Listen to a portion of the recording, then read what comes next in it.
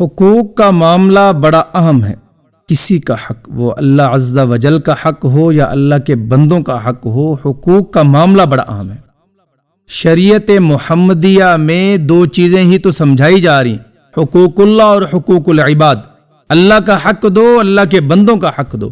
اللہ کا حق ادا کرو، اللہ کے بندوں کا حق ادا کرو. ہم کسی نہ کسی درجے میں رب تعالیٰ کا حق ادا کرتے ہیں، کسی نہ کسی درجے میں، یعنی نماز پڑھ لیں، لیکن بندوں کے حق سے ہم بڑے غافل ہیں. اور بندوں کے حقوق میں والدین کا بہت بڑا حق ہے، بیوی بچوں کا بہت بڑا حق ہے. اور میرے معاشرے میں یہ بیان بھی ہوتا ہے کہ والدین کے حقوق، اور بہت زیادہ بیان ہوتے ہیں، بہت زیادہ ہوتے ہیں. اور ایسے بیوی بچوں کے حقوق کسی نہ کسی درجے میں یہ بھی بیان ہوتے ہیں. لیکن اولاد کے حقوق، یعنی والدین کے حقوق بیان ہوں گے یا بیوی کے حقوق بیان ہو جاتے ہیں یا ہمسایوں کے حقوق بیان ہو جاتے ہیں.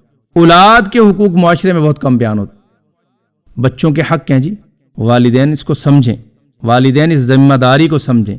بچے کا اچھا نام رکھنا بچے کا حق ہے، بچے کی اچھی تربیت کرنا بچے کا حق ہے، بچے کو اچھی تعلیم دلوانا بچے کا حق ہے، بچے کو دینی تعلیم دلوانا بچے کا حق ہے. ایسے ہی بچوں کے ساتھ انصاف کرنا، بچوں کے ساتھ انصاف کرنا، بچوں کے ساتھ انصاف کرنا بچوں کا حق ہے. بعض اوقات ایسا ہوتا ہے کہ والدین کسی غلط فہمی کی وجہ سے، کسی بھول کی وجہ سے بچوں کے ساتھ ناانصافی کر لیتے ہیں.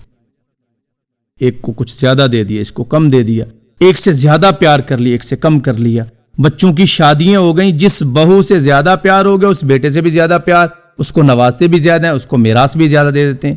اور جس بیٹے کی بہو وائف سے، بیگم سے نہیں بنتی، جس بہو سے نہیں بنتی، اس بیٹے سے پیار بھی کم کر دیتے. یاد رکھو اولاد تو تمہاری ہے نا، بچہ تو تمہارا ہے نا. تو بچوں کے ساتھ انصاف، جہاں ذمہ داری اولاد کی ہے ماں باپ کے حق ادا کرنا، ماں باپ کی خدمت کرنا، اس غفلت میں نہ رہیں، والدین اس دھوکے میں نہ رہیں کہ بچوں کی ہی ذمہ داری ہے کہ ماں باپ کے حقوق ادا کریں. والدین کی بھی ذمہ داری ہے کہ بچوں کے حقوق ادا کرنا، بچوں کے ساتھ انصاف کرنا، بچوں کے ساتھ رواداری سے پیش آنا، محبت اور شفقت سے پیش آنا، بچوں کے حقوق اس طرح بانٹ دینا کہ بچوں کو کبھی جھگڑا نہ ہو، جھگڑنا نہ پڑے اس میں. اس لیے بچوں کے ساتھ ہم انصاف کریں، اپنے بچوں کی اچھی تربیت، اچھی تعلیم، اچھا نام، اور بچوں کی طبیعت کے مطابق کوشش ہو کہ ہماری شادیاں بھی بچوں کی طبیعت کے مطابق. ماں اڑ جاتی ہے درمیان میں، میں تے بس اتھے میرا ذہن بنتا، جے توں اتھے نہ منیا تے پھر میری مری دے منہ تے ہی آئی، میرا ساری زندگی منہ نہ دیکھ. یہ کوئی طریقہ کار ہے؟ کوئی درجہ؟ یہ جبر ہے، بلیک میل ہے، بچے مجبور ہو جاتے ہیں. دیکھو نبی علیہ الصلوۃ والسلام نے فرمایا کہ لڑکی لڑکا ایک دوسرے کو دیکھنے کا مشورہ دیا کہ شادی سے پہلے، تاکہ مطمئن ہو جائیں اور بعد کی زندگی اچھی گزر جائے. اور ہم اس سے پہلے جبر کر کے شادیاں کر رہے ہیں تو زندگی بعد کی کیسی ہوگی؟ والدین ایسا نہ کریں. باپ کہتا ہے کہ میری مرضی کے مطابق نہ کیا تو پھر ایسا ہوگا، میں مر جاؤں گا، تم مر جاؤ گے، میرے گھر نہیں آنا، تمہیں جائیداد نہیں ملے گی. یہ کیا ہو گیا؟ بچوں کی تھوڑی تم مشورہ رائے لے لو. میں نہیں کہتا کہ بچے والدین کے باغی بنے، بچے والدین کے مزاج کو ترجیح دیں، والدین کے مزاج کو ترجیح دیں. اللہ کی قسم نوازے جائیں گے ایسے بچے. اور اگر کہیں بچوں کی ڈیمانڈ ہے تو ماں باپ بھی ساتھ خیال کریں، زبردستی نہ کریں، جبر نہ کریں. ایسے ہی میراث کے معاملے کے اندر بھی ماں باپ بچوں کے ساتھ انصاف کریں، بیٹیوں کا حق بھی دیں، بیٹوں کا حق بھی دیں. اور بعض اوقات ایسا ہوتا ہے مال کے اندر، ابا جی فوت ہو گئے، امی جی ہے، ابے کی میراث جو ہے وہ امی جی اپنے ہاتھ میں لے لیتی. سب بچے شادی شدہ اپنے گھروں میں، امی، چھوٹا بیٹا امی کے پاس عام طور پہ ہوتا ہے، یا کوئی بھی ہو بیٹا جو بھی ہے، تو امی ابو کی میراث اپنے ہاتھ میں لے کے کہتی جی میرے شوہر کی میراث ہے، میں خود بانٹوں گی، میں کر لوں گی، جب تک میں ہوں تو کیسے بانٹا جائے، جب تک میں موجود ہوں تو یہ نہیں بانٹ سکتی، یہ کسی کو نہیں ملے گی، میرے پاس ہی رہے گی، اس کا سارا نفع مجھے ہے. یاد رکھنا یہ ماں کی والدہ کی زیادتی ہے، اس کو حساب دینا پڑے. یہ میراث باپ کی تھی، والد کی تھی، اب سارے حقدار ہیں. ماں کا جتنا حصہ بنتا ہے مفتیان سے پوچھیں کہ چھٹا حصہ بنتا ہے، 8واں حصہ بنتا ہے، امی کو مل جائے. باقی بیٹیوں کا، بیٹوں کا جتنا حصہ بنتا ہے ان کو دیا جائے، نہ کہ سب پر قابض ہو کے بیٹھنا، بالکل ناجائز عمل.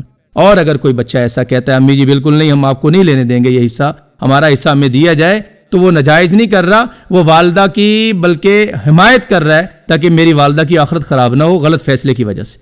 والدہ اپنی انا کی وجہ سے یا لا علمی کی وجہ سے غلط فیصلہ کرتی ہے، اور بچہ جو کہتا ہے امی ایسے نہیں کرنے دیں گے وہ ٹھیک کر رہا ہے.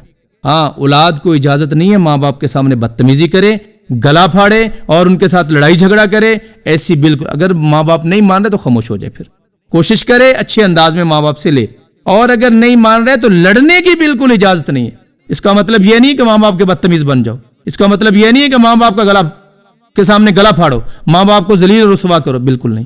اور یہ میں والدین کو بھی سمجھانا چاہتا ہوں کہ جہاں والدین کے حقوق بچوں کے ذمے ہے ادا کرنا، ایسے والدین کی ذمہ داری ہے بچوں کے حق ادا کرنا، تاکہ ہماری قبر سرخرو ہو جائے، کہیں ہم دھوکے میں نہ رہ جائیں کہ بچوں کی ہی ذمہ داری ہے، بچوں کی ذمہ داری، اور آخرت میں ہمیں پکڑ بھی اسی پہ ہو جائے آپ نے بچوں کے حق ادا نہیں کیے تھے، اور بچوں نے کبھی سوچا بھی نہیں تھا کہ امی ابو نے حق ادا کیے یا نہیں کیے، اور دوسروں سے معافی مانگتے رہے، اور بچوں کی لا علمی کی وجہ سے ماں باپ قبر میں مصیبت میں پڑے ہوں۔